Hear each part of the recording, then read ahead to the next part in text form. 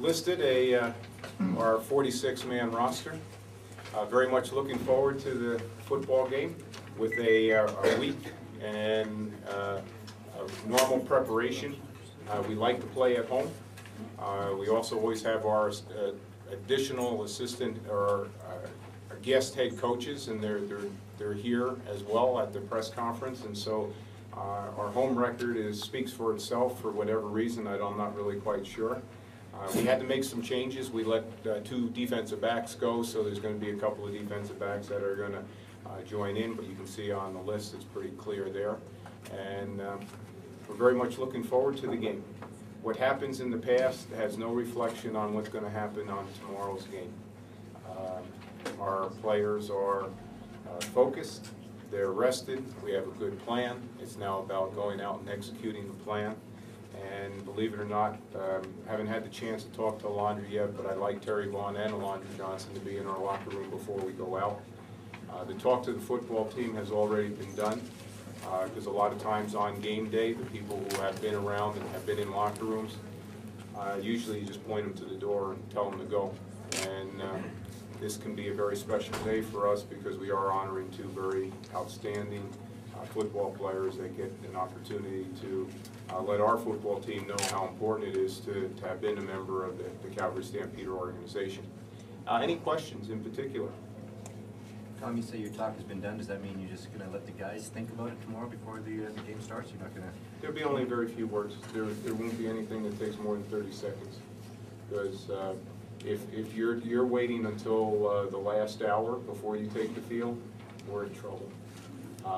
This has been worked on since the start of training camp, as far as what's important, how to play. Alondra Johnson alluded to it, that you play your best each and every play with reckless abandon and not worry about the outcome, and then when it finishes, do the next one at the same speed. And if you do that, and we have 42 players doing that, then we're going to have our chances. And it's about us making plays. We had the opportunity to learn a very valuable lesson on how to lose football games. And I think it's been taken to heart, and look forward to seeing how we respond. So Tom, speaking of making plays, obviously in the last few weeks you've had some significant challenges with turnovers and people not making plays that they need to make. How have you addressed that? Oh, it's real simple. Make plays or I'll choke you. That'll probably get used, and tongue-in-cheek can always get you in trouble, right? Yeah. The players can do that. They can say, well, we'll choke you. Easier said than done. Because you know what, the more times that you tighten somebody up, usually the less likelihood that they're going to be able to line up and play. And so, people wonder why aren't you getting mad? Why don't you have a Vesuvius? Why don't you jump on people, stomp, kick? If I thought that it would have a beneficial effect, I'd do it. There's a couple of times where you wouldn't know. I would lose my temper or say it's more attention to detail. It's the little things that are going to make the difference, and you have to take it upon yourself to do it. It's not any one individual. Coach isn't going to make you do those things. You can't have procedures. You can't be offside. You can't take unnecessary penalties. All the things that you can control. If all 42 players control those factors, then we'll be able to line up and compete tomorrow at 5 o'clock, and that's the whole intent. It takes some time to see where no one else has the opportunity to have release. What was really tough, I wasn't a nice person to be around for the 3 days off because I didn't have a way to release.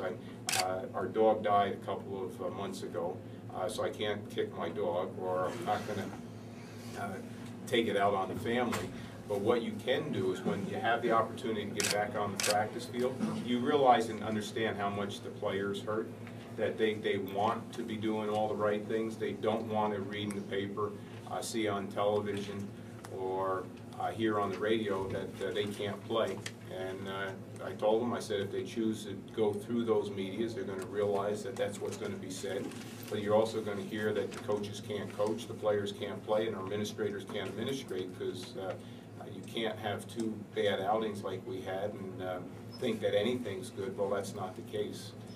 We have some people in place, and it's just a matter of trying to get them into the mindset that it's take care of business And if you do so, then good things will happen. Plus, if bad things do happen early, you just can't let it spiral down. I will give you an example of how hard it is. We had a football team that was ready to play on against Toronto. They came out, they prepared, they did everything they possibly could.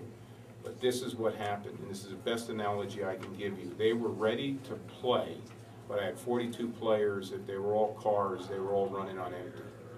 And we needed a miracle. We needed some plays. We couldn't make plays, and then all of a sudden it spiraled downward. What I do like is that they hung in there and they continued to play, but we just didn't have a chance. And that's a real sickening feeling. I had the opportunity many times now, because people ask, and every once in a while you come up with something that's halfway decent. I said, can you imagine, each and every one of you have had jobs, and you've had bad days at work. Can you only imagine if it were on television? Well, that's what it was like. It was tough being on the sidelines. In one way, I could only think the only thing that would have been better is to have been an athlete and grab somebody's helmet or shoulder pads and go on out and try to do something about it, because you are somewhat limited, because you send them on out and they are a reflection of you, and the reflections last 2 outings weren't what we want them to be, but what's nice is that it's happened. Can we learn the lesson from it, and let's move forward. We'll give shorter answers if you'd like. I know you can't use any of that stuff anyway, so you got to get the cuts. And you know what? If you can't laugh about it, get the heck out of the business, because you know what? Life's too short. We continue to talk about well, why do you even play this game? And what's your motivation for lining up and putting the pads on? And it's to create memories, and we like to think that we can create this memory and look back upon it and say, you know what, that was a heck of a trip to hell and back, going into Hamilton. The only positive I can think of is that we actually took 42 players down to Niagara Falls, and on the bus we actually had 42 coming back. So I thought that was a really good sign. You guys, can't find the. I find the positive in that. I thought that, coming back we might only have 38 or 39. And I thought when we had 42, geez, I said that's a pretty damn good sign. Everybody wanted to come on back. And, and again, you can't take it. If you take it any other way, you're going to have a lot more gray hairs, and obviously I have enough, or you lose your hair. So you got to try to find some humor in it every once in a while. And there were some things that were humorous, and I don't think you can stay in the business as long as I have if you can't find humor in the fact that whether you get beat up or whether you win, you still better enjoy it somehow.